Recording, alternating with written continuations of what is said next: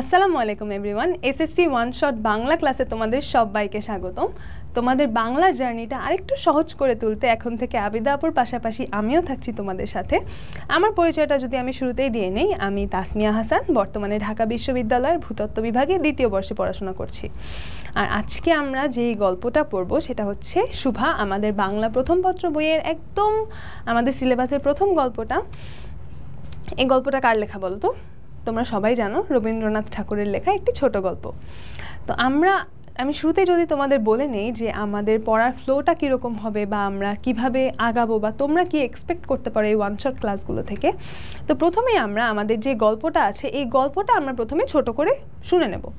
যে গল্পটায় চরিত্র কারা কারা আছে আমরা তাদের পরিচয় জানবো, তারা কীরকম সেটা জানবো, তারপর আমরা এমসিকিউ সলভ করতে চলে যাব। তো শুরুতে যখন আমরা পরিচয় বা ব্যাখ্যাগুলো জানবো তখন কিন্তু আমরা আমাদের সৃজনশীল যে প্রশ্নগুলো আসে সেই প্রশ্নগুলো কিভাবে উত্তর করতে পারি এই ব্যাপারগুলো আমরা শিখে নেব, আর তারপর আমরা এমসিকিউ সলভ করব। তো এভাবেই আমাদের এই ছোট্ট ছোট্ট ক্লাসগুলো থেকে তোমরা কিন্তু তোমাদের এমসিকিউ সিকিউ একদম সব সমস্যার সমাধান পেয়ে যাচ্ছ। তো যদি আমরা আজকে প্রথমে আমাদের চরিত্রগুলোর পরিচয় জানা দিয়ে শুরু করি। আমাদের প্রথম চরিত্র, আমাদের নাম চরিত্র গল্পের কে? শুভা। আমাদের শুভা, শুভার আসল নাম কি রেখেছিলেন তার বাবা? শুভার আসল নাম সুভাষিনী। এখন দেখো এই তার যে নামটা রেখেছিলেন সুভাষিনী, এই নামটা কিন্তু বোঝা আমাদের জন্য একটু ইম্পর্টেন্ট। দেখো সু মানে কি? সু শব্দের অর্থ হচ্ছে সুন্দর, আর ভাষিনী মানে কি? যার ভাষা সুন্দর, অর্থাৎ যে সুন্দর করে কথা বলতে পারে। কিন্তু আমাদের এখানে একটা ট্র্যাজেডি আছে। আমাদের ট্র্যাজেডিটা কি? আমাদের শুভা কিন্তু কথাই বলতে পারে না, অর্থাৎ তার নামকরণটা যেটা তার বাবা করেছিলেন তার নামকরণটা কিন্তু সার্থক হয়নি। তার নাম রাখলেন সুভাষিনী, অথচ মেয়েটা কথাই বলতে পারে না। তো চলো তারপর যদি আমরা দেখি, শুভারা হচ্ছে 3 বোন। ওকে, 3 বোনের বড় বোনের নাম সুকেশিনী, তারপর সুহাসিনী, আর 3 বোন আর বড় 2 বোনের নামের সাথে মিলিয়ে তার বাবা তার নাম রেখেছেন সুভাষিনী। তারপর যদি দেখি কি বলা হয়েছে, শুভা পিতামাতার নীরব হৃদয় ভারের মতো বিরাজ করছিল। কেন নীরব হৃদয় ভারের মতো বিরাজ করছিল? আমাদের সমাজে কিন্তু আমাদের মা বাবারা মেয়েদের বিয়ে দেওয়াটা তাদের জীবনের অনেক বড় একটা কর্তব্য মনে করেন, তাই না? তো শুভার যে বড় 2 বোন সুকেশিনী সুহাসিনী, তাদেরকে তার মা বাবারা দেখাশোনা করে যৌতুক টৌতুক দিয়ে বিয়ে দিয়ে দিয়েছেন। কিন্তু শুভা যেহেতু বোবা, সে কথা বলতে পারে না, তার জন্য তার মা বাবা পাত্র খুঁজে পাচ্ছিলেন না, তাকে বিয়েও দিতে পারছিলেন না। তাই তার মা বাবার মাথার মধ্যে সে একটা দুশ্চিন্তার মতো যে এই মেয়েটাকে কীভাবে বিয়ে দিব। এই জন্য বলা হয়েছে যে, দেখো এখানে বলছে নীরব হৃদয় ভার, এখানে কিন্তু সে যে কথা বলতে পারে না সেই ব্যাপারটাকেও কিন্তু এখানে উল্লেখ করা হয়েছে। এই জন্য বলা হয়েছে নীরব হৃদয় ভার। সে একেই তো হৃদয় ভার, তার উপরে সে আবার নীরব। তারপর যদি আমরা আসি, শুভা সবার থেকে নিজেকে আড়াল করে রাখতে চাইতো। কেন সে সবার থেকে নিজেকে আড়াল করে রাখতে চাইতো? কিছু মানুষ থাকে না আমাদের আশেপাশে যে তোমাকে দেখলেই বলবে, আল্লাহ তুমি এত মোটা হয়ে গেছো, তুমি এত শুকায় গেছো। তো এইরকম তখনও ছিল শুভার জীবনে, যে তাকে দেখলেই বলতো আহারে মেয়েটা কথা বলতে পারে না, মা বাবার কি কষ্ট। তো এসব শুনে তো শুভার ভালো লাগতো না। শুভা কথা বলতে পারে না তো কী হয়েছে, শুভা তো সবই বুঝতে পারে, তাই না? শুভার এই ব্যাপারগুলো ভালো লাগতো না, তাই সে সবার থেকে সবসময় নিজেকে আড়াল করে রাখতে চাইতো। সে ভাবতো আমাকে সবাই ভুলিলেই বাঁচি, কিন্তু বেদনা কি কেহ কখনো ভোলে? তারপর যদি আসি, তার মা তাকে দেখতেন নিজের ত্রুটি স্বরূপ। আচ্ছা, এই গল্পটাতে কিন্তু আমাদের সমাজের অনেকগুলো বিষয়কে রিপ্রেজেন্ট করা হয়েছে। যেমন দেখো, যেমন একটা বললাম যে সে সবার থেকে নিজেকে আড়াল করে রাখতে চাইতো। কেন? কারণ সবাই তাকে দেখলেই তাকে নিয়ে এসব বলতো যে আহারে মেয়েটা কথা বলতে পারে না। সেরকম তার মা তাকে নিজের ত্রুটি স্বরূপ কেন দেখতেন? কারণ আমাদের সমাজে কি হয় যে একটা সন্তানের যে কোনো ভালো জিনিস বা খারাপ জিনিস সেটার জন্য মাকেই দায়ী করা হয়। ইভেন যদি দেখো এমনও হয় যে যদি ছেলে হয় তখন সেটা মায়ের গুণ, আর যদি মেয়ে হয় তখন সেটা মায়ের দোষ। আর এখানে সেই মেয়েটা তো আবার বোবা, তাহলে এটা মায়ের কত বড় দোষ চিন্তা করে দেখো। তাহলে আর তার মা তাকে চিন্তা করতেন নিজের গর্ভের কলঙ্ক স্বরূপ, অর্থাৎ তিনি যে শুভাকে গর্ভধারণ করেছেন এটা তার জন্য একটা কলঙ্ক। তারপর আমরা যদি শুভার বাবার সম্পর্কে জানি, শুভার বাবার নাম কি? শুভার বাবার নাম হচ্ছে বাণীকণ্ঠ। এটা কিন্তু তোমাদের মনে রাখতে হবে, এটা কিন্তু এমসিকিউতে চলে আসে। আর বাণীকণ্ঠ শুভাকে বেশি ভালোবাসতেন। শুভা তার সবচেয়ে ছোট মেয়ে, তার উপরে কথা বলতে পারে না। বাবা বাণীকণ্ঠের শুভার প্রতি আলাদা একটা টান ছিল, আলাদা একটা ভালোবাসা ছিল। এখন আমরা যদি জানি শুভার বন্ধু কে কে ছিল, শুভা যেহেতু কথা বলতে পারে না, শুভার কিন্তু তার যে বাবা মা বা তার বোনদের সাথে যে ভালো সম্পর্ক থাকবে, তাদের সাথে ঘনিষ্ঠ হবে, সেই উপায়টা কিন্তু শুভার জন্য ছিল না। তাহলে শুভার বন্ধু কারা ছিল? শুভার বন্ধু ছিল তারই মতো ভাষাহীন জীবেরা, যেমন তাদের গোয়ালের গাভী। গাভী দুটোর নাম কি ছিল? সর্বশী আর পাঙ্গুলি। এরা ছিল শুভার সবচেয়ে কাছের বন্ধু। এছাড়াও তার বন্ধু কারা কারা ছিল? ছাগল আর বিড়াল শাবক। তাহলে আমরা শুভার সম্পর্কে জেনে নিলাম। এবার আমরা অন্য চরিত্রগুলো সম্পর্কে যদি জেনে নেই। শুভার বাবার নাম কি? বাণীকণ্ঠ। এটা কিন্তু একটা ইম্পর্টেন্ট ইনফরমেশন, তোমাদের এমসিকিউতে কিন্তু দেখবা এই প্রশ্নটা চলে আসবে, শুভার বাবার নাম কি। তারপর শুভাকে অন্য মেয়েদের তুলনায় বেশি ভালোবাসতেন, এটা তো আমরা জেনেই নিলাম। আরেকটা গুরুত্বপূর্ণ তথ্য হচ্ছে তার অবস্থা ছিল সচ্ছল, 2 বেলায় মাছ ভাত খায়। দেখো গ্রামের মানুষ যারা গরিব, তারা কিন্তু মনে করো সব বেলা মাছ ভাত খেতে পারে না, মানে মাছ ভাত খায়, এটা হচ্ছে তার সচ্ছলতার একটা নিদর্শন। যে সে তো সবজি ভাত খেতে পারতো, শাক ভাত খেতে পারতো, কিন্তু না, তারা মাছ ভাত খায়। কেন? তার কারণ তাদের সেই মাছ ভাতটা খাওয়ার সামর্থ্য আছে। তো যখন কেউ ভালো করে বা যখন কারো একটু টাকা পয়সা থাকে, তখন আশেপাশের মানুষ তাকে হিংসা করে। বাণীকণ্ঠকেও তাই করতো, এজন্য তার শত্রু ছিল। আচ্ছা, তারপর আমরা জানি শুভার মায়ের সম্পর্কে। শুভার মা শুভাকে নিজের ত্রুটি স্বরূপ দেখতেন আর গর্ভের কলঙ্ক জ্ঞান করতেন। এটা তো আমরা আগের স্লাইডেই জেনে এলাম। তাহলে এরপর যদি আমরা যাই, এরপর আমাদের আরেকটা গুরুত্বপূর্ণ চরিত্র হচ্ছে প্রতাপ। প্রতাপ আমাদের শুভার বন্ধু বলতে পারো, যে শুভার একমাত্র ভাষা বিশিষ্ট বন্ধু ছিল হচ্ছে প্রতাপ। প্রতাপ কোন বাড়ির ছেলে? গোসাইদের ছোট ছেলে। এটা কিন্তু আমাদের মনে রাখতে হবে। ওকে, গোসাইদের ছোট ছেলে, তার নাম কি? প্রতাপ। সেই ছেলেটা একদম নিতান্তই অকর্মণ্য, সে কোনো কাজ করে না বা কোনো আয় রোজগারও করে না। তো যখন কেউ এমন থাকে যে সে অবসর, তার কোনো কাজ নেই, তখন কি হয়? তখন যার যখনই লাগে সেই তখন প্রতাপকে ডেকে পাঠায়, যে প্রতাপ তখন সকল কাজের কাজই হয়ে দাঁড়ায়, সে তখন গ্রামের সরকারি সম্পত্তি হয়ে দাঁড়ায়। আমাদের বইয়ে এটাই বলা হয়েছে যে প্রতাপ গ্রামের সরকারি সম্পত্তি হয়ে দাঁড়িয়েছে। যে মনে করো কারো একটা বিয়ের অনুষ্ঠানে খাবার নিয়ে টানাটানি করতে হবে, বা কারো শ্রাদ্ধের অনুষ্ঠানে একটা কাজ লাগবে, সবাই আগে প্রতাপকে ডাকবে, কারণ প্রতাপের কোনো কাজ নেই। আচ্ছা, তারপর তার প্রধান শখ ছিপ ফেলে মাছ ধরা। এটাও কিন্তু আমাদের মনে রাখতে হবে। প্রতাপ শুভার মর্যাদা বুঝতো, কারণ মাছ ধরার সময় বাক্যহীন সঙ্গী শ্রেষ্ঠ। শুভা তো কথা বলতে পারতো না, তাই না? তো প্রতাপ যখন মাছ ধরতো তখন শুভা চুপচাপ তার পাশে বসে থাকতো। তাহলে প্রতাপ একজন সঙ্গীও পেল, আবার সে কথা বলে তাকে বিরক্তও করছে না। তাই ভাষা বিশিষ্ট জীবের মধ্যে একমাত্র প্রতাপই শুভার মর্যাদাটা বুঝতে পারতো, যে একজন যদি কথা বলতে না পারে তাহলে তারও একটা গুরুত্ব আছে। আর শুভা প্রাণপণে প্রতাপকে মুগ্ধ করতে চাইতো। আমরা এখানে শুভার প্রতাপের প্রতি একটা আকর্ষণ বা একটা ভালোবাসা দেখতে পাই, আমরা বলতে পারি। কারণ শুভা সবসময় চাইতো যে প্রতাপের কোনো একটা কাজে লাগুক, বা প্রতাপকে কিভাবে মুগ্ধ করা যায়। সে তার তখন কিছুই করা ছিল না, তার শুধু সেখানে বসে বসে প্রতাপকে সঙ্গ দেওয়া ছাড়া আর কোনো কিছু করার ছিল না। কিন্তু শুভা কি চাইতো? শুভা চাইতো তার যদি একটা অলৌকিক ক্ষমতা থাকতো। তারপর আমরা যদি প্রতাপের সম্পর্কে জেনে নেই, প্রতাপ আমাদের আরেকটা গুরুত্বপূর্ণ চরিত্র। শুভার একমাত্র ভাষা বিশিষ্ট বন্ধু ছিল প্রতাপ, অর্থাৎ যারা কথা বলতে পারে, অর্থাৎ মানুষ, তাদের মধ্যে একমাত্র শুভার কাছের মানুষ বা শুভার ঘনিষ্ঠ ছিল কে? আমাদের প্রতাপ। প্রতাপের পরিচয় আমরা জানি আগে, যে প্রতাপ হচ্ছে গোসাইদের ছোট ছেলে, অর্থাৎ সে কোন বাড়ির ছেলে? সে গোসাই বাড়ির ছেলে। নিতান্তই অকর্মণ্য, অর্থাৎ তার কোনো লেখাপড়া, কোনো ব্যবসা বাণিজ্য, চাকরি বাকরি কিছুই নেই। ফলে কি হয়েছে? সে সরকারি সম্পত্তি হয়ে দাঁড়িয়েছে। এখানে সরকারি সম্পত্তি বলতে কি বোঝানো হয়েছে? অর্থাৎ যে কারো যে কোনো কাজে, গ্রামে কারো যদি বিয়ে হয়, কারো যদি শ্রাদ্ধ হয়, যে কোনো কাজে সবার আগে কাকে ডাকবে? সবার আগে প্রতাপের ডাক পড়ে। তাই গ্রামের মানুষজন প্রতাপকে বেশ পছন্দ করতো, যে কোনো কাজে ডাকলে এই ছেলেটাকে পাওয়া যায়। আর এখন প্রতাপের প্রধান শখ কি ছিল? প্রতাপের প্রধান শখ ছিল ছিপ ফেলে মাছ ধরা। এটা কিন্তু আমাদের মনে রাখতে হবে, কারণ এটা আমাদের এমসিকিউতে চলে আসে যে কার প্রধান শখ ছিল ছিপ ফেলে মাছ ধরা, বা প্রতাপের প্রধান শখ কি ছিল। আচ্ছা, প্রতাপ শুভার মর্যাদা বুঝতো, কারণ মাছ ধরার সময় বাক্যহীন সঙ্গী শ্রেষ্ঠ। শুভা তো কথা বলতে পারতো না, তাই না? তো প্রতাপ যখন মাছ ধরতো, শুভা তখন কি করতো? তার কাছে গিয়ে তেঁতুল তলায় বসে থাকতো। তো তখন তাহলে প্রতাপ একজন সঙ্গীও পেল, আবার তাকে সে কথা বলে বিরক্তও করছে না। তাই একজন মানুষ কথা বলতে না পারলেও যে তার একটা গুরুত্ব আছে, তার একটা মর্যাদা আছে, এটা একমাত্র প্রতাপই অনুভব করতে পারত।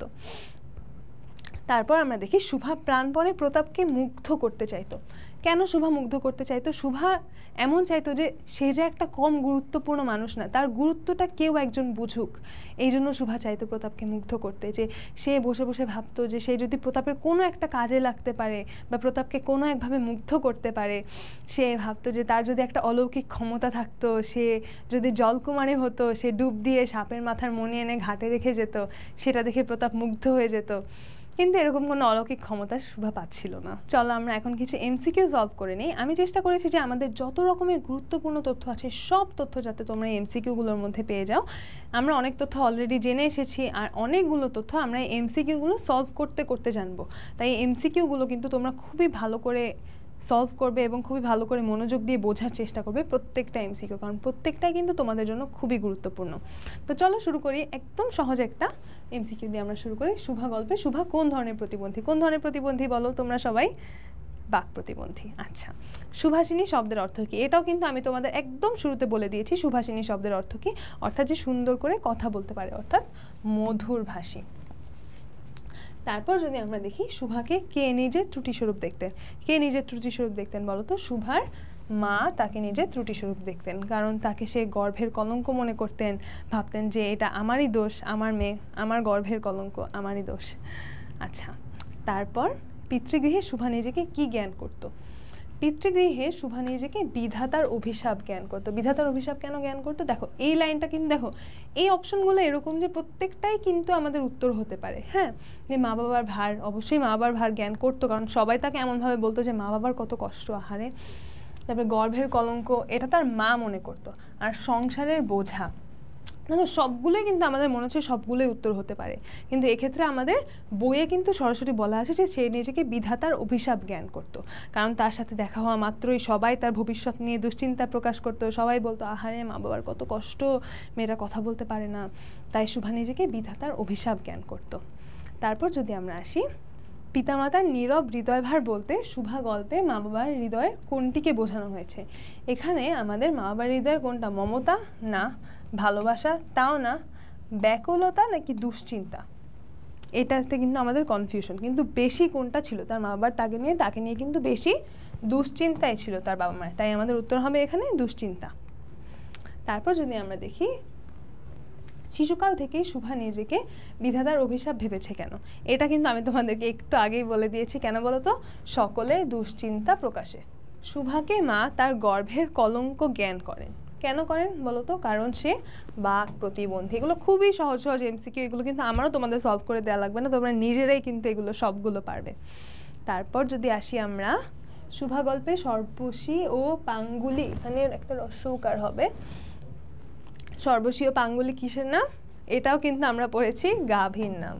আচ্ছা, তারপর যদি আমরা আসি, ছিপ ফেলে মাছ ধরা কার প্রধান শখ ছিল? এটা আমি আর বলবো না, আমি তোমাদের একটু আগেই বলেছি। কে শুভার মর্যাদা বুঝতো? এটাও আমরা একটু আগেই দেখে এসেছি, প্রতাপ। ওকে, কেন বুঝতো? কারণ সে মাছ ধরার সময় নীরবে প্রতাপকে সঙ্গ দিত, তাই প্রতাপ শুভার মর্যাদাটা বুঝতো। তারপর শুভার বাবার নাম কি? এটাও আমরা জানি, বাণীকণ্ঠ দুই বেলায় কি খেত? আচ্ছা, যেই এমসিকিউগুলো আমরা অলরেডি দেখে এসেছি, এই এমসিকিউগুলো আমি একটু স্কিপ করে যাচ্ছি। হ্যাঁ, তোমরা কিন্তু এগুলো নিজেরা সলভ করে নেবে। বাণীকণ্ঠ দুবেলায় কি খেত? মাছ ভাত খেত। শুভা মুক্তির আনন্দ কোথায়? আচ্ছা দেখো, এই প্রশ্নটা মুক্তির আনন্দ, এর পরের প্রশ্নটা যদি আমরা দেখি, যে বিপুল নির্বাক প্রকৃতির কাছে শুভা কি পায়? এটার উত্তর কি হবে? এটার উত্তর হবে হচ্ছে মুক্তির সনদ। আমি তোমাদের আগেই উত্তরটা কেন বলে দিচ্ছি, কারণ আমাদের বইয়ে আমাদের যে পাঠ পরিচিতিটা আছে, পাঠ পরিচিতিতে বলা আছে যে বিপুল নির্বাক প্রকৃতির কাছে শুভা মুক্তির সনদ পায়। তাই আমাদের এখানে যদিও মনে হয় যে মুক্তির স্বাদ, মুক্তির আনন্দ, মুক্তির সনদ তিনটাই কিন্তু অনেক কাছাকাছি অপশন, তাই না? এই ধরনের অপশনগুলো কিন্তু আমাদের অনেক কনফিউশন হইতে পারে, তাই আমি এগুলো তোমাদেরকে একদম ক্লিয়ার করে দেওয়ার চেষ্টা করছি যে আমাদের বইয়ে সরাসরি লেখা আছে যে মুক্তির সনদ পায়। তাহলে আমরা আমাদের প্রশ্ন আসলে কি বলবো? আমরা বলবো মুক্তির সনদ। কিন্তু এর আগের প্রশ্নটায় যদি আমরা দেখি যে শুভা মুক্তির আনন্দ কোথায় খুঁজে পায়, এখানে কিন্তু শুধু আনন্দই বলা হয়েছে, এখানে কিন্তু আমাদের অন্য কোনো অপশন চুজ করার কোনো জায়গা নেই। তাই আমরা এখানে মুক্তির আনন্দ, মুক্তির সনদ একই কথা ধরে নিয়ে আমরা আমাদের আনসারটা দিব। তাহলে এখানে কি হবে? বিপুল নির্বাক প্রকৃতিতে। ওকে, তারপর যদি আমরা যাই, রবীন্দ্রনাথ ঠাকুর কত খ্রিস্টাব্দে জন্মগ্রহণ করেন? আচ্ছা, এই কবি সাহিত্যিক তাদের এই জন্ম মৃত্যু মনে রাখতে তোমাদের কষ্ট হয় কার কার বলো তো? আমার কিন্তু খুবই কষ্ট লাগতো যে এতগুলো সাল কেন আমার মনে রাখতে হবে। তো রবীন্দ্রনাথ ঠাকুরেরটা আমার সবচেয়ে সহজে মনে থাকতো। আমি এখন তোমাদেরকে আমি কিভাবে মনে রাখতাম সেটা বলে দিচ্ছি। দেখো, তার জন্ম মৃত্যুগুলোতে কিন্তু একটা অন্তমিল আছে। তা আমরা যদি দেখি যে ইংরেজিটা যদি আমরা দেখি, আমি কালিটা একটু চিকন করে নিই, হলুদ দিয়ে দিই, এটা মুছে দিই। ওকে, তাহলে তার আমরা খ্রিস্টাব্দ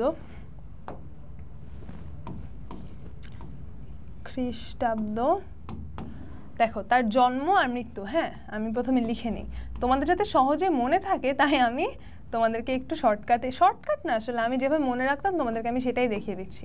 ওকে, তাহলে তার জন্ম মৃত্যু 18, 19, 61, 41।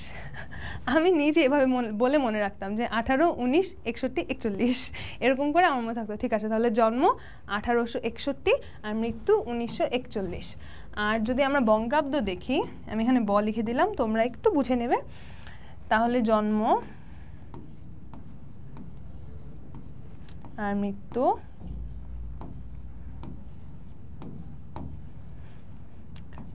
বাংলাটাও এরকম, হ্যাঁ 12, 13, 68, 48। এই নাম্বারগুলো তোমরা একটু বারবার বলবা, তাহলে দেখবে এগুলো তোমাদেরও মুখস্থ হয়ে যাবে যে 18, 19, 61, 41 এটা হচ্ছে ইংরেজি। তাহলে 1861, 1941।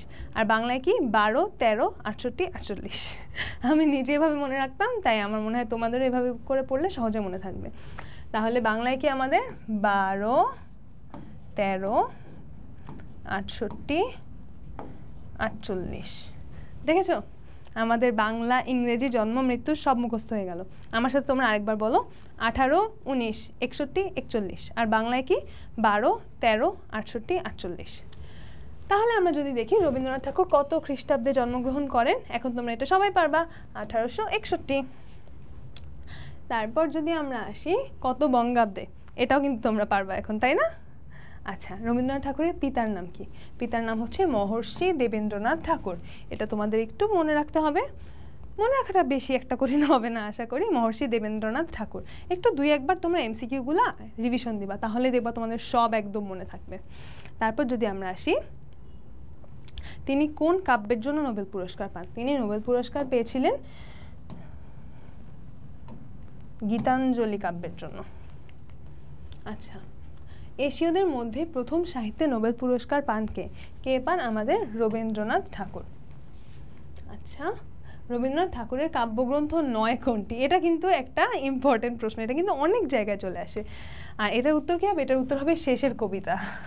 এই জন্যই এটা ইম্পর্টেন্ট, কারণ এই শেষের কবিতা, কবিতা শব্দটা দেখে আমরা ভাবি আচ্ছা এইটা তো হবেই না, এটা তো কাব্যগ্রন্থ, আমরা একদম শিওর।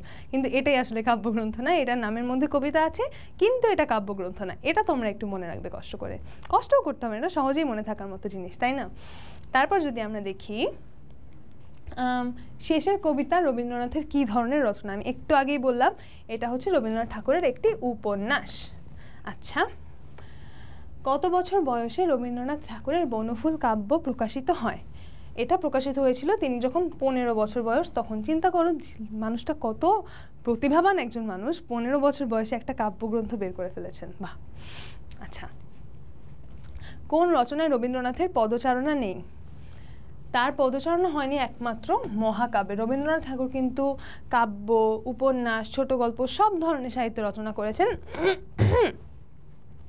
শুধু মহাকাব্য তিনি রচনা করেননি। বাংলা ভাষায় প্রথম সার্থক মহাকাব্য কে রচনা করেন বলো তো? মাইকেল মধুসূদন দত্ত। এটা তোমরা একটু মনে রাখতে পারো, আমাদের সামনে একটা কবিতা পড়বো কপোতাক্ষ নদ, সেখানেও আমরা দেখব যে মাইকেল মধুসূদন দত্ত বাংলা ভাষায় প্রথম মহাকাব্যের রচয়িতা। তারপর যদি আমরা আসি রবীন্দ্রনাথ ঠাকুর কত সালে মৃত্যুবরণ করেন? এটা কিন্তু আমি তোমাদের একটু আগেই বলে দিয়েছি, তাহলে মনে করো এখানে কি দেওয়া আছে? খ্রিস্টাব্দ। তাহলে খ্রিস্টাব্দতে কি ছিল? 18, 19, সবগুলোই 19 দেওয়া, 61, 41। তাহলে আমাদের কি হবে উত্তর? 1941 খ্রিস্টাব্দে। রবীন্দ্রনাথ ঠাকুর কত সালে মৃত্যুবরণ করেন? দেখলাম, শেষ নিঃশ্বাস ত্যাগ করেন কোথায়? তিনি কলকাতায় শেষ নিঃশ্বাস ত্যাগ করেন। শুভা গল্পে মেয়েটির নাম কি রাখা হয়েছিল? এটাও তোমরা জানো, সুভাষিনী। বাণীকণ্ঠের বাড়ির বেড়া কিসের? বাণীকণ্ঠের বাড়ির বেড়া হচ্ছে বাখারি। এখন বাখারি কি? বাখারি হচ্ছে বাঁশের চিকন চিকন কঞ্চির মতো থাকে না, ওই যে কাঁধের মধ্যে ফেরিওয়ালারা নিয়ে দুই পাশে দুইটা বড় বড় ঝুড়ি ঝুলাইছে, ওই যে বাঁশের ওই চিকন কঞ্চিগুলোকে বলা হচ্ছে বাখারি। সেই বাখারি দিয়ে বাণীকণ্ঠের বাড়ির বেড়াটা বানানো। আচ্ছা, পরের প্রশ্নটা যদি আমরা দেখি, বাণীকণ্ঠের বাড়ি কেমন? বাণীকণ্ঠের বাড়ি কেমন ছিল বলতো? বাণীকণ্ঠের বাড়ি ছিল আটচালা। তোমরা কে কে আটচালা ঘর দেখেছো? আমি কিন্তু দেখিনি কখনো। আচ্ছা, তারপর আমরা আসি সুভার গ্রামের নাম কি? এটা আমাদের একটু মনে রাখতে হবে। সুভার গ্রামের নাম হচ্ছে চণ্ডীপুর। ওকে, তারপর সেই ছোট্টবেলায় মর্জিনা একটি বিড়াল ও একটি কুকুরছানা এনেছিল, নাম দিয়েছে পুষি আর পুটু। কি কিউট কিউট নাম। আজ পুষি আর পুটু পুরোপুরি বড় হয়েছে, নাম ধরে ডাকলে মুহূর্তেই হাজির হয়। পুষি কোলে উঠে বসে, কিন্তু পুটু একটু দূরে দাঁড়িয়ে লেজ নাড়ায়। মর্জিনার মধ্যে সুভার যে বৈশিষ্ট্য লক্ষণীয় তা হলো, কোনটা বৈশিষ্ট্য বলো তো? সুভা আর মর্জিনার মধ্যে আমরা দেখতে পাই, সুভার মধ্যে আমরা এরকম কি দেখতে পেতাম? সুভা দেখতে পেতাম যে তার সর্বশী আর পাঙ্গুলি ছিল, তাদের সাথে সুভার একটা ভালোবাসার সম্পর্ক ছিল। তাহলে আমরা কি দেখতে পাই? ইতর প্রাণীর প্রতি মমত্ববোধ। ওকে, উদ্দীপকে মূলভাব সুভা গল্পের কোন বাক্যে প্রকাশিত হয়েছে? সুভা 3 বার গোয়াল ঘরে যাওয়া, 2 বাহু দ্বারা গলা জড়িয়ে ধরা, মাঝে মাঝে তাদেরকে ভর্ৎসনা করা। আচ্ছা, ভর্ৎসনা করা তো এখানে হবে না, তাই না? কারণ এখানে ভালোবাসাটার কথা বলা হয়েছে। তাহলে আমাদের কি হবে? প্রথম 2টা। আচ্ছা দেখো, এখানে আমরা গুরুত্বপূর্ণ ইনফরমেশন কি দেখতে পাই? এই দেখো, সুভা কিন্তু দিনে 3 বার গোয়াল ঘরে যেত। এটা কিন্তু তোমরা একটু মনে রাখার চেষ্টা করবে। সুভা দিনে কয়বার গোয়াল ঘরে যেত? 3 বার। এই যে এর পরের প্রশ্নটাতেই চলে এসেছে, সুভা দিনে কয়বার গোয়াল ঘরে যেত? এখন আমরা এটা পারবো না সবাই? 3 বার। ওকে, তারপর বাড়িতে কেউ কটু কথা বললে সুভা কার কাছে আসে? কার কাছে আসে বলো তো? তার গাভীগুলোর কাছে, সর্বশী আর পাঙ্গুলির কাছে যায়। ওকে, সুভা কখন নদী তটে শস্পসজ্জায় লুটিয়ে পড়ে? এটা কখন হয়? যে যখন আমাদের গল্পের শেষের দিকে আমরা দেখতে পাই যে সুভার বিয়ে দেবে, তাই তাকে কলকাতা নিয়ে যাওয়ার তোড়জোড় হচ্ছে। প্রতাপ সুভাকে বলে, কিরে সু, তোর নাকি বিয়ে হচ্ছে, তুই কি আমাদের ছেড়ে চলে যাবি? তখন এই সব ব্যাপারগুলোতে সুভা খুব কষ্ট পায় যে তার চিরদিনের চেনা এই জীবনটাকে ছেড়ে, এই গ্রামটাকে ছেড়ে, প্রতাপকে ছেড়ে, তার সর্বশী পাঙ্গুলিকে ছেড়ে তার চলে যেতে হবে। তাই সে শুক্লা দ্বাদশীর রাতে, শুক্লা দ্বাদশী মানে হচ্ছে চাঁদের 12তম দিন, নদী তটে শস্পসজ্জা। শস্প মানে কি জানো? শস্প মানে হচ্ছে কচি ঘাস। এই যে কচি ঘাস এঁকে দিই এখানে। আচ্ছা, শস্প মানে হচ্ছে কচি ঘাস। তো কচি ঘাসের ওপর সে শুয়ে পড়ে। তাহলে সেটা কবে হয়? শুক্লা দ্বাদশীর রাতে। এখানে বানানটা একটু ভুল আছে, এখানে শুল্কা আছে, এটা শুক্লা দ্বাদশী হবে। শুক্লা মানে হচ্ছে চাঁদ, আর দ্বাদশী মানে চাঁদের 12তম দিন। তারপর যদি আমরা দেখি, সুভা শয়নগৃহ হইতে বাহির হইয়া কোথায় লুটিয়ে পড়ে? কোথায় লুটিয়ে পড়ে আমরা এইমাত্রই দেখলাম, নদী তটে। আচ্ছা, অবশেষে সুভা কার কাছে আত্মসমর্পণ করেছে? কার কাছে বলো তো? ধরণীর কাছে, কারণ সে মাটির উপর শুয়ে পড়ে। মাটি কিন্তু এখানে ধরণী বলতে মাটিকেই বোঝানো হয়েছে, তাই আমরা কার কাছে বলতে পারি? ধরণীর কাছে। তর্জমা শব্দের অর্থ কি? তর্জমা শব্দের, তোমরা শোনো না যে এই কথাটা তর্জমা করে বলেছেন? তর্জমা মানে হচ্ছে কোনো কিছুকে অনুবাদ করা। তাহলে আমরা কি বলবো? অনুবাদ। তারপর যদি আমরা দেখি, এক ভাষা থেকে অন্য ভাষায় রূপান্তরকে কি বলে? কি বলে তোমরাই বলো? ওকে, কিশলয় শব্দের অর্থ কি? কিশলয় শব্দের অর্থ হচ্ছে গাছের নতুন পাতা। ওষ্ঠ, ওষ্ঠ মানে কি তোমরা কি জানো? ওষ্ঠ মানে হচ্ছে ঠোঁট। তারপর যদি আমরা আসি, পল্লব শব্দের অর্থ কি? পল্লব শব্দের অর্থ হচ্ছে পাতা। সুভা গল্পে চির নিস্তব্ধ হৃদয় উপকূল বলতে কি বোঝানো হয়েছে? চির নিস্তব্ধ মানে কি বলতো? সব সময় নিস্তব্ধ বা নীরব। হৃদয় উপকূল অর্থাৎ হৃদয়কে যদি আমরা একটা সাগর হিসাবে ধরি, তাহলে সেটার উপকূল বা সেটার একটা তীরের দিকের জায়গা না? তাহলে আমরা যদি এখানে দেখি কি হবে? শান্ত হৃদয়, কারণ এখানে হৃদয়ের কথা বলা হয়েছে।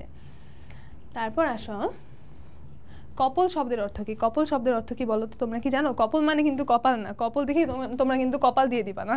কপল মানে হচ্ছে গাল। আচ্ছা, এরপর গণ্ডদেশ মানে কি? গণ্ডদেশ মানেও গাল। ওকে, নেত্র পল্লব শব্দের অর্থ কি তোমরা কি জানো? নেত্র মানে হচ্ছে চোখ, আর পল্লব মানে কি? পল্লব মানে আমরা একটু আগে দেখলাম পাতা। তাহলে নেত্র পল্লব মানে কি হবে? নেত্র পল্লব মানে হবে চোখের পাতা। মুখ শব্দের অর্থ কি বলো তো? মুখ শব্দের অর্থ হচ্ছে বোবা বা যে কথা বলতে পারে না। ঝিল্লি রবপূর্ণ, ঝিল্লি রবপূর্ণ, ঝিল্লি মানে হচ্ছে ঝিঝি পোকা, এখানে ঝিল্লি রবপূর্ণ বলতে এটাই বোঝানো হয়েছে যে ঝিঝি পোকার আওয়াজ, তাহলে ঝিঝি পোকার আওয়াজ। আচ্ছা, চাঁদের 12তম দিনকে কি বলে? আমি কিন্তু একটু আগে তোমাদের এটা বলেছি, চাঁদের 12তম দিনকে কি বলে? বিজন মূর্তি বলতে কি বোঝায়? বিজন মূর্তি বলতে বোঝায় হচ্ছে যে বিজন মানে কি, মানে যেখানে কোনো মানুষজন নেই, তাহলে কি হবে? এটা নির্জন অবস্থা। নির্জন মানেও কিন্তু যেখানে কোনো মানুষজন নেই। আচ্ছা, এই যে আমরা যদি এখানে দেখি বিজন মূর্তি অর্থ হচ্ছে নির্জন অবস্থা। বিজন হলো নির্জন বা জনমানব শূন্য। তোমরা কি দেখতে পাচ্ছ? আমি এদিকে চলে আসি যদি, মানে হচ্ছে জনমানব শূন্য, আর মূর্তি হলো কোনো কিছুর প্রতিকৃতি। তাহলে বিজন মূর্তি বলতে কি বোঝায়? বিজন মূর্তি বলতে বোঝায় যে যেখানে কোনো জনমানুষ নেই। তারপরেরটা যদি আমরা দেখি, চাঁদের পরিপূর্ণ হওয়ার সময়কে কি বলে? তোমরা বলো কি বলে? পূর্ণিমা বলে, তাই না? আচ্ছা, শুভা গল্পটি রবীন্দ্রনাথ ঠাকুরের কোন গল্পগ্রন্থ থেকে সংকলিত? এটা হচ্ছে তার গল্পগুচ্ছ। গল্পগুচ্ছ হচ্ছে এত মোটা একটা ছোট গল্পের বই, সেখানে অনেকগুলো সুন্দর সুন্দর ছোট গল্প আছে, তো সেখান থেকে আমাদের শুভা গল্পটা সংকলিত হয়েছে। ওকে, মধ্যবিত্ত গৃহিণী আচমা তার শারীরিক প্রতিবন্ধী ছেলে আসাদের লেখাপড়া ও খেলাধুলার জন্য বিশেষ ধরনের সামগ্রী সরবরাহ করে দিয়েছেন। আসাদ পাড়ার অন্য সব শিশুর সাথে মিলেমিশে স্বাভাবিকভাবে বেড়ে উঠছে। আচমা সন্তানের কর্মকাণ্ডে খুশি ও গর্বিত। তাহলে এখানে উদ্দীপকের আসাদের মধ্যে শুভা গল্পের কোন বৈশিষ্ট্যটির মিল খুঁজে পাওয়া যায় বলো তো? তার প্রতিবন্ধিতার বিষয়টির মিল পাওয়া যায়, কারণ শুভা প্রতিবন্ধী আর আমাদের আসাদও হচ্ছে শারীরিক প্রতিবন্ধী, তাই এখানে প্রতিবন্ধিতার দিক থেকে আমরা মিল খুঁজে পাই। ওকে, উদ্দীপকের আচমার কোন দিকটি শুভার মায়ের সাথে সামঞ্জস্যপূর্ণ? আচ্ছা, এখানে দেখো আমাদের উত্তর হবে হচ্ছে স্নেহ, কিন্তু আমরা কি গল্পে শুভার প্রতি তার মায়ের তেমন স্নেহের প্রকাশ দেখতে পাই? তাই এইটা আমাদের প্রশ্নটা হবে অসামঞ্জস্যপূর্ণ। এখানে একটা যদি অ্যাড করে দিই। আচ্ছা,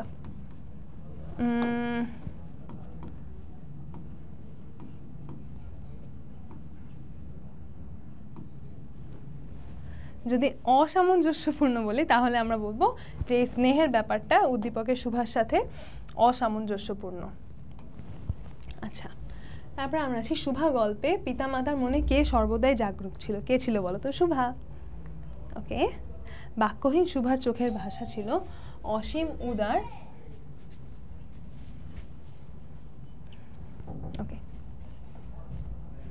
আচ্ছা, মাঝখানে পার্টটা কেটে দিন।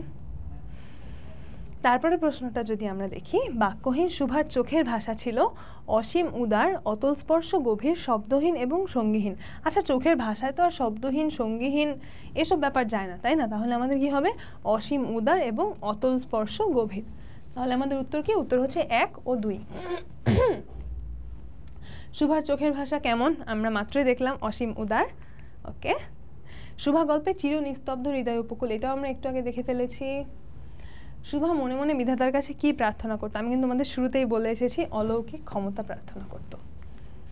তারপর শুভা গোসাইদের ছেলে প্রতাপকে আশ্চর্য করার চেষ্টা করত, কারণ নিজের গুরুত্ব প্রকাশের আশায়। এটা তো হবে, আমরা জানি, কারণ আমরা আগেই বলেছি যে শুভা চাইতো যে যাতে তার গুরুত্বটা কেউ একজন অন্তত বুঝতে পারে, তাই নিজের গুরুত্ব প্রকাশের আশায়।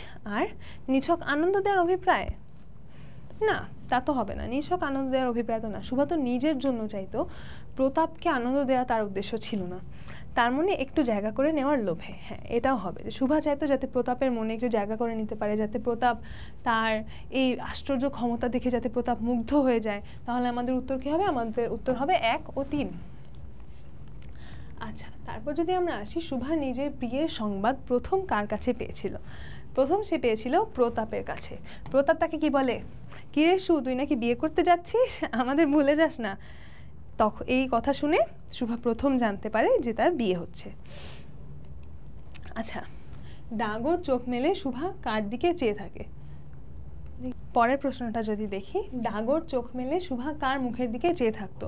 শুভা যখন জানতে পারলো যে তার বিয়ে হবে, তখন সে অসহায়ের মতো তার বাবা মার দিকে তাকিয়ে থাকতো, যে তার বাবা মাকে ছেড়ে তার চলে যেতে হবে, বা তার বাবা মাও তাকে কোনো কিছু বুঝিয়ে বলছে না, তাই সে তাদেরকে বোঝার চেষ্টা করতো, তাদের সাথে একটু যোগাযোগ করার চেষ্টা করতো, তাই সে ডাগর ডাগর চোখ মেলে তার বাবা মায়ের দিকে তাকিয়ে থাকতো। তাহলে আমাদের এখানে উত্তর কি হবে? বাবা মায়ের।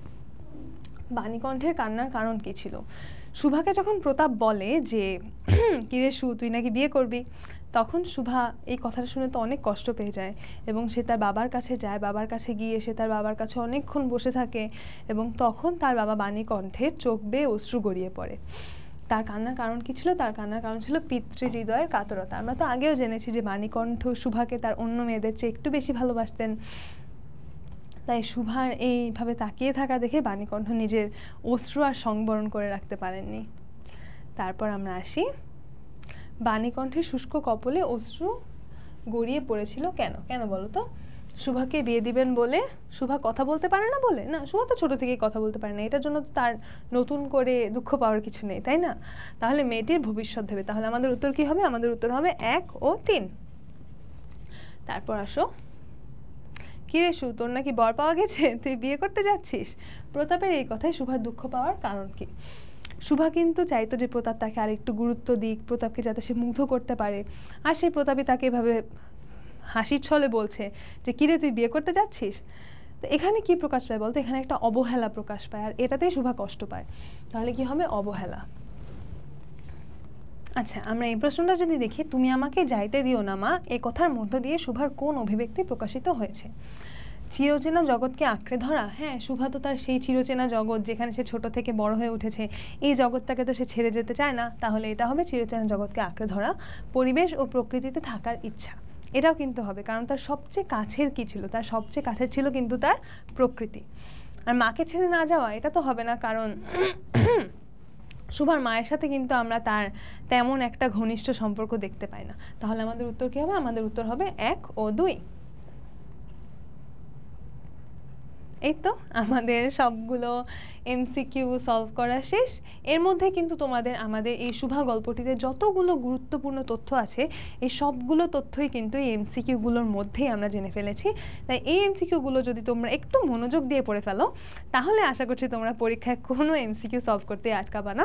আর আমাদের সিকিউগুলো কেমন আসতে পারে সেটা সম্পর্কে যদি আমি তোমাদের একটু বলি, এরকম আসতে পারে যে আমাদেরকে উদ্দীপকে কোনো একজন প্রতি, যেমন আমরা এর আগে একটা আসাদের যে আমরা এমসিকিউটা দেখলাম, ওখানে যেরকম ছিল যে একজন প্রতিবন্ধীর কথা বলা হয়েছে, সেখানে শুভার সাথে তার কি মিল আছে, শুভার সাথে তার কি অমিল আছে, বা অন্য যে কোনো চরিত্রের সাথে তার যে মিল অমিলগুলো আছে এগুলো আসতে পারে।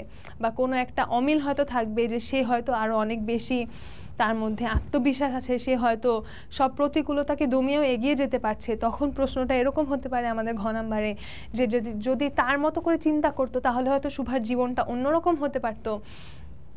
তো এই ধরনের প্রশ্নগুলো দিয়ে আমাদের সৃজনশীলগুলো কভার হয়ে যাবে। তাহলে কিন্তু আমরা বলতে পারি যে আমাদের এই ক্লাসটা থেকে আমরা আমাদের এমসিকিউগুলো সবগুলো ইনশাল্লাহ সলভ করতে পারবো, আর সৃজনশীল তো আমরা সহজেই সলভ করে ফেলতে পারবো, তাই না?